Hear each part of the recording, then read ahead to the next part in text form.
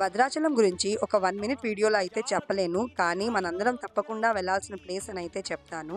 రామదాస్ గారు పడిన కష్టము, ఆ టెంపుల్ యొక్క ఆర్కిటెక్చర్, అప్పట్లో ఉన్న కాయిన్స్, గుర్తులు ఇప్పటికి కూడా మ్యూజియంలో అక్కడ ఉన్నాయి. అవన్నీ చూసి మనకి హిస్టరీతో చాలా మంచి కనెక్షన్ అయితే వస్తుంది. దర్శనం అయిన తర్వాత పక్కన ఉన్న సత్రంలో లంచ్ చేసి అయితే మేము హోటల్ రూమ్కి వచ్చి కొంచెం రెస్ట్ తీసుకున్నాము. ఈవినింగ్ పర్ణశాల అనే ఒక ప్రదేశానికి వెళ్ళాము. నేను లాస్ట్ టైం నాసిక్ వెళ్ళినప్పుడు అక్కడ సీతా గుహ, లక్ష్మణ్ రేఖ, త్రివేణి సంగమం అవన్నీ చూశాను. రాములు వారు ఈ ప్రదేశంలో కూడా వనవాసం చేసిన సమయంలో ఇక్కడ ఉన్నారంట. ఇక్కడ పర్టికులర్గా మనకి రాములు వారి పై పంచ, సీతమ్మ వారి నారచీర అచ్చులైతే కనిపిస్తాయి. అవి 5 కలర్స్లో ఆ రాక్స్ మీద అయితే ఉన్నాయి. అవన్నీ చూసి నాకు చాలా మెస్మరైజింగ్గా అనిపించింది. మనం హిస్టరీతో కనెక్ట్ అవ్వడానికి ఇలాంటి ప్లేసెస్ తప్పకుండా వెళ్ళాలని అనిపించింది. Continues to watch this series for more such content.